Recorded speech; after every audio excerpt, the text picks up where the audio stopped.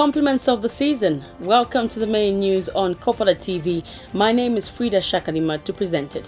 Let's go to the headlines.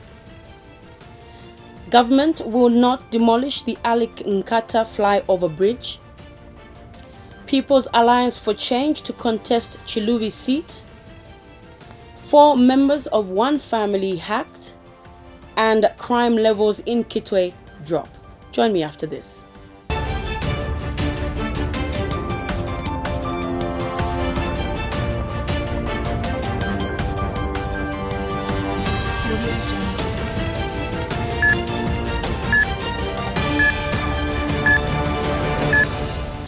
Here are the details. Local Government Minister Charles Banda says the newly constructed Nkata Flyover Bridge in Lusaka will not be demolished as earlier announced. The latest development overrules a statement from Local Government Permanent Secretary Eddie Chomba, who announced on Wednesday that the bridge would be raised down. Lovely Kayombo has details in this report. Government has distanced itself from Local Government Permanent Secretary Bishop Chomba's statement calling for the demolition of the Nkata Flyover Bridge at Longacres Shopping Mall. Addressing the media at State House, Local Government Minister Charles Banda said Bishop Chomba's statement was not the position of government but his personal opinion. Honorable Banda said government has not found any engineering problem with the bridge because it was sanctioned and approved by the Road Development Agency RDA. Here with a deep regret that the statement is not from the Ministry of Local Government. It is not a ministerial statement, neither is it a government position that the bridge is going to be demolished, because we have not found any engineering reasons as to why the bridge should be brought down. Number two, what I would like you to know is that the construction of that bridge was actually sanctioned and approved by the RDA and not the Ministry of Local Government. RDA, they've got competent engineers there who did the advice on the construction of the bridge, and they did the certification up to this far. And I would like you to know that there has not been any engineering report suggesting that the bridge could be a death trap. I did have a meeting with my PS this morning to find out exactly what happened. That was his personal opinion, and that is how he looked at the issue himself. But you see, usually we have to act when we have got information from people who are technically competent to advise for or against. Local Government Permanent Secretary Ed Chomba recently said the flyover bridge is a death trap and lacks the basic minimum standards of a bridge. Reporting in Lusaka, I'm Lovely Kayombo. More people have continued adding their voice to government's intentions to start the cultivation and exportation of cannabis for economic and medicinal purposes. The Chamber of Commerce and Industry in Kitwe, through Emmanuel Mbambiko, the Chamber President, says the idea that has been approved by Cabinet is not a good idea. Christian demands sober character. In other words, when you read from the scriptures in Ephesians, we are told that we must not be fueled by wine, for example, which leads to debauchery, but we must be fueled by the Spirit of God. So that if you are filled with the Spirit of God, then there are certain expectations. You'll be able to be sober, able to recite the Psalms, and things of that nature. So the point that is being emphasized in the scriptures is soberness of character. And even when wine is having to be mentioned in the scriptures, it is mentioned in the aspect of medicinal. But underlying the factor there is soberness of character. Character must be sober so that we are not driven to do things that we will not ordinarily do in our sober state. So what does this legalizing of marijuana has to do in terms of the moral character of the moral fabric of Zambia? Obviously, number one is it's a complete contradiction of our Christian values. For me, it points to the fact that that Ministry of Religion or that lady minister Sumaidi has stopped being the salt. Therefore, her voice can't be heard. her character is much more maybe probably under question. And that's the reason why people or her friends that are non-Christians can quickly jump onto this whole idea of having to pump this nation and expose this nation to marijuana. Now, obviously, they are saying, no, it will be restricted. Forget about restrictions. It can't just work. Currently, we are seeing the inability of our own police, men and women. We are seeing the inability of the Drug Commission to arrest and deal with culprits that are breaking the law. And you cannot bring on top of that another challenge and hope that they will cope when they can't cope with the current challenges that we have. So what is happening with this marijuana, legalizing marijuana, is basically having to send more young men and women, and we can't allow that as a Christian nation. And I'm actually appalled and disappointed that those so-called men of God can be silent over an issue like this. Lesotho was the first African country to start the growing and exporting of marijuana for economic purposes. However, the country that started exporting cannabis last year is still poor. Now, the majority of people in the impoverished southern African countries still live on less than $1 per day under extreme poverty. Victoria Mukupo has details in this report. Lesotho, also known as the Kingdom in the Sky, has been cultivating cannabis for economic purposes for a year now. Massive growing cannabis faculties have spread all over the kingdom. A cannabis license in that country is priced at $33 US. A global market for medicinal marijuana is estimated at over $150 billion US and is projected to over double in the next 9 years. Over $20 million US has been spent on the cultivation and production of marijuana in the capital Maseru alone. The gross domestic product, GDP, of that country is projected to trend at $2.9 billion in the year 2020. Despite the government of Lesotho exporting cannabis, the country is still underdeveloped. On Monday, the Zambian government announced the controversial cabinet decision that will see the country cultivating cannabis. This has sparked a big media debate. The announcement by the chief government spokesperson Doris Leah comes weeks after Chitalo Chilufya, the health minister, condemns the idea for the country to start the cultivation of marijuana. Dr. Chilufya is on record as saying sanctioning the growing of cannabis would lead to money laundering and organized crime. However, organizations such as the Zambia DNA feel otherwise.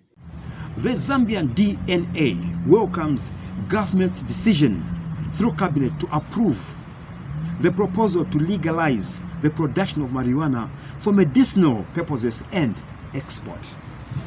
Indeed, the production of marijuana for medicinal purposes and export will not only create jobs for the unemployed youth, but also boost export earnings and significantly contribute to the country's gross domestic product, GDP. We appeal, therefore, to the Zambian people to support the government's landmark decision to legalize the production of marijuana for medicinal purposes and export, as they are the key beneficiaries. The opposition All People's Congress Party, APC, is very critical on the decision by government to grow weed. Even if the government is broke, but the solution does not lie in the legalization of marijuana. We all must condemn the legalization of marijuana. We're a Christian nation, and we know that marijuana, whether you call it dagga, at the center of it is that these drugs destroy lives, young lives. And therefore, we think that it is an ill-timed piece of legislation, which we think that the government is trying to raise revenue by legalizing the cultivation of the drug. So we think that it's a wrong way of raising revenue. A license fee for obtaining a license on the growing of cannabis, or chamba, as it is locally called, has been purged at $250,000 US. Victoria Mukupo, Kopala TV News in Kitwe. The debate on cultivation of cannabis for medicinal and commercial purposes has continued. Our Kitwe residents have given different reactions over the matter. Here's Diana Kafwala with more. It is a big topic and the subject is contentious. The decision by Zambian government to start cultivating marijuana for export purposes seems to have angered many. This is because the entire issue hangs on morality and Zambian being a Christian nation. Those spoken to feel the sale of marijuana will contribute to the already decaying morals in society. They feel the Zambian government should have explored other avenues in which to generate revenue.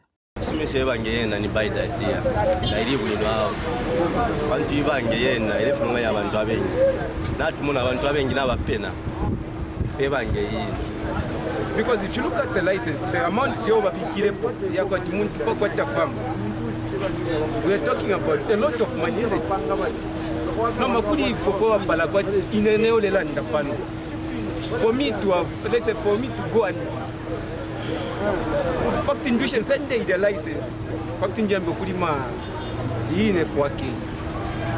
which means I don't think Tina can afford. So which means if you only those who can afford, those will be the people who will be benefiting from this product. However, others have supported the idea on the sale of marijuana as growing cannabis is a catalyst for job creation. So marijuana, okay. Mood inofanaisha na ngufisa confuse abantu misuse ya even aiding ukuthi abantu eyale ngiloti ba government bathi babe more involved nokukanya manje kwathi abantu balakisa misuse ibanga bathi ngatwa kucha mic bathi legalize but abantu tabape nawo na ukuchita okay tabachita misuse ibanga which they have made. And marijuana is good for health, because it cures. I remember when we were young, our mother used to give us marijuana when we have that they call fuko. I don't know what they call in English, but we used to put in our ears. And if you have diarrhea, they used to pump us behind. It's a good medicine. According to health experts, the abuse of marijuana poses a big risk on those who abuse drugs and could contribute to juvenile delinquency. Diana Kafwala, Kopala TV News in Kitwe. In case you're just joining us, this is the main news on Kopala TV. More after this break.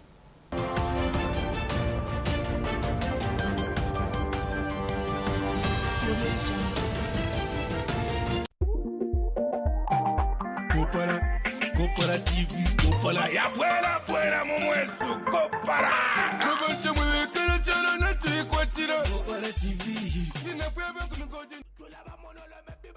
My number. Ishusho limentindea za yama oji orushani. Kopala TV. Yama oji. Imuntu wandi Yesu. Fwebene by fwebene. Fwebene. Naidede kalasti. Iyako kopala futi yaba kopala. Manje kuikatashani yoinai. Na ena ya kuntambo oro ni jiviji.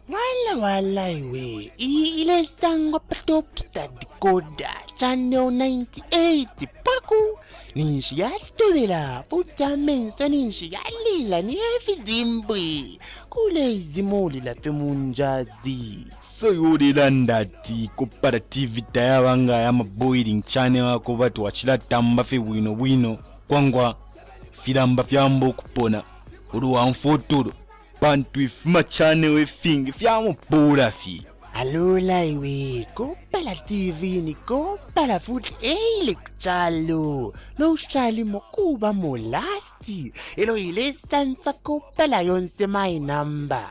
Ukwambila pepe my number pandola lwansha. Kito paketi ke mufudila mufuken. Chingola pa chingo begi na chidila bombo iwe. Ni Kopala TV eile ko. muntu wanja pakushongora pfeka top star wetata ndetambira pofi Kopala TV pachaneo 98 apa kude konkana necharo bamba to bamba ni pate after pate wo pate after pate wo Kopala TV OG Kopala TV available on Topstar channel 98. Kopala TV, entertainment just for you. Looking for an opportunity to grow your business? Well, Kopala TV has good news for all small-scale businesses. You can now advertise on Kopala TV's Makwebo. Bonseba na mayo na bashtata. Iseni mulangishe amakwebo yenu pamutengo uachepa nga 100 kwacha. Yes, you heard right. For as low as 100 kwacha, your business will get its peak. Whatever the business, we will advertise. All you need to do is send a text of what your business offers, indicating the name, location, and contact details to the number below. Payment for the advertising spot can be made through MTN mobile money on the number down below. Makwebo, make your business known. One Zambia, one nation. Zambia chalo chesu.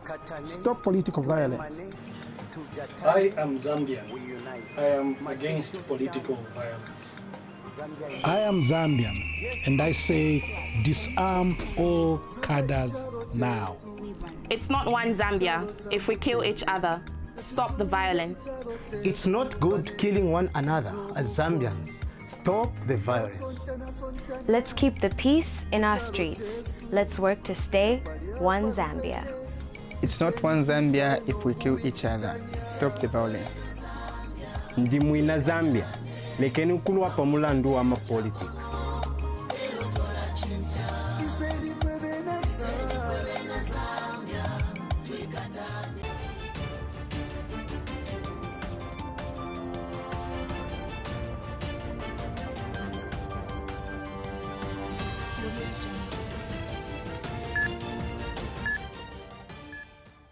Welcome back.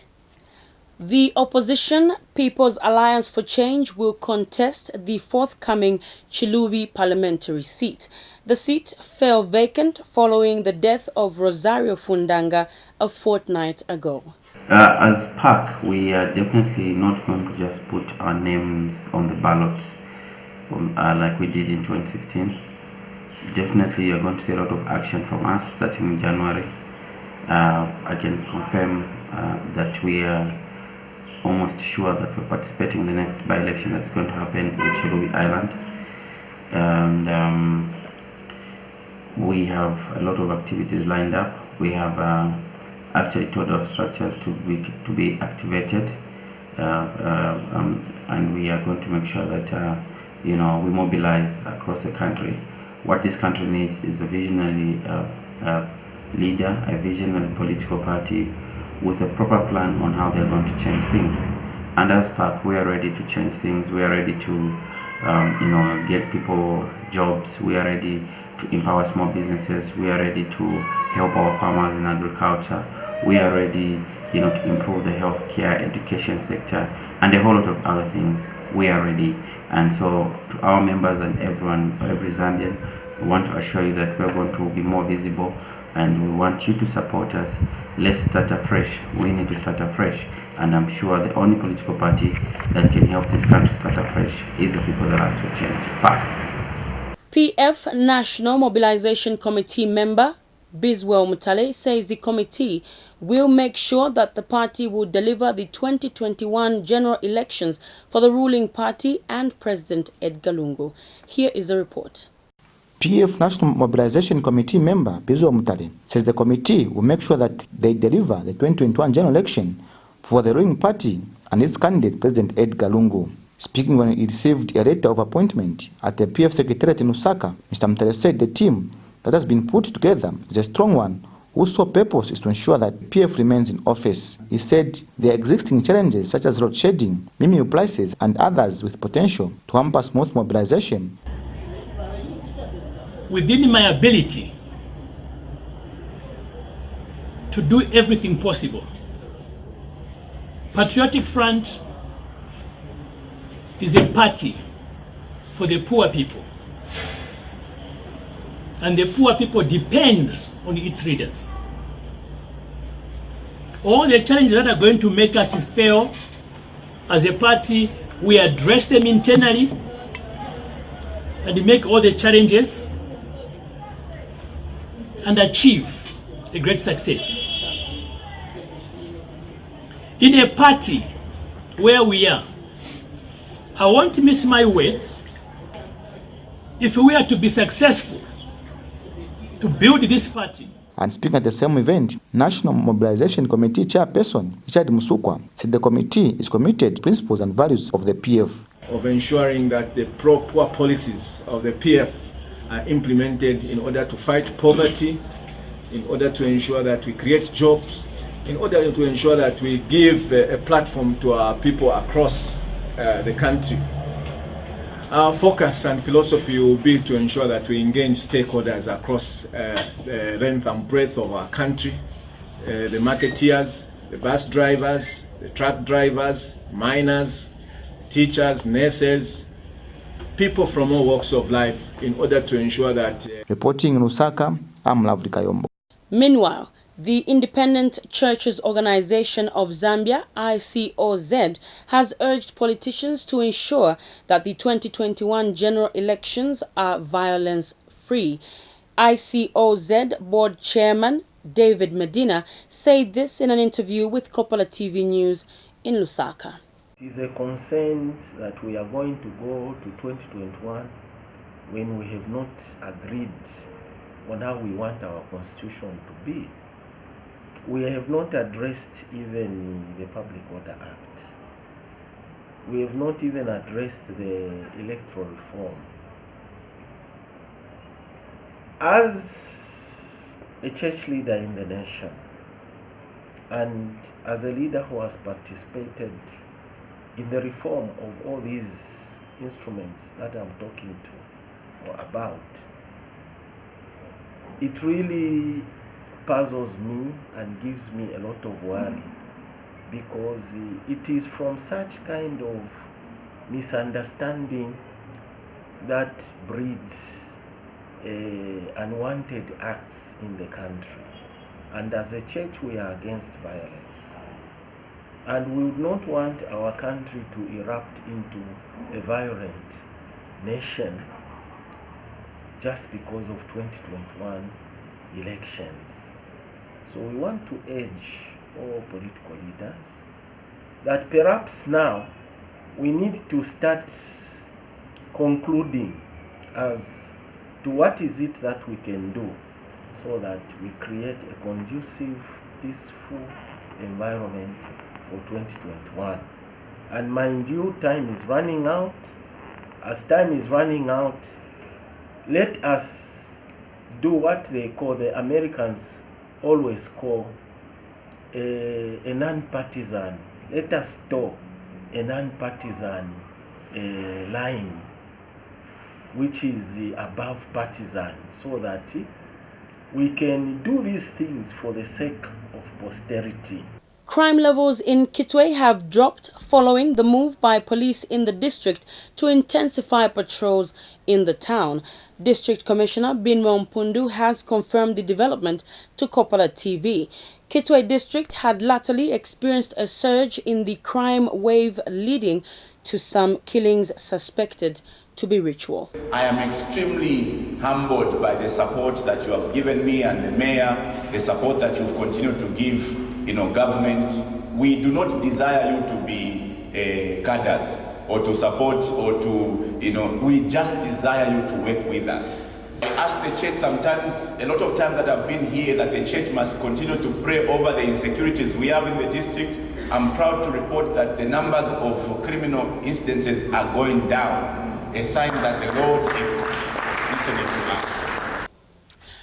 And on a sad note, 4 people from the same family have been admitted to the Kitwe Teaching Hospital after being hacked with machetes by unknown people.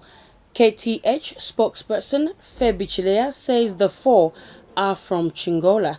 Police have launched a manhunt for the attackers. 4 members of the same family that are currently here in Kitwe Teaching Hospital.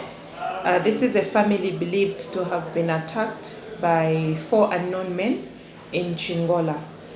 They came in as a referral from Mchanga North Hospital and they are currently receiving treatment. Their condition is fairly critical, but they are being managed by our specialists. That story wraps up our main news on Kopala TV. Before we go, let's look at the headlines once more. Government will not demolish the Alikin-Kata Flyover Bridge. People's Alliance for Change to contest Chiluvi seat. 4 members of one family hacked, and crime levels in Kitwe drop. Thank you so much for watching. We hope you enjoy watching Kopala TV. Don't forget to follow us on Facebook, where you can watch us live every day. Follow us on Instagram as Kopala TV, Twitter @Kopala TV. Enjoy.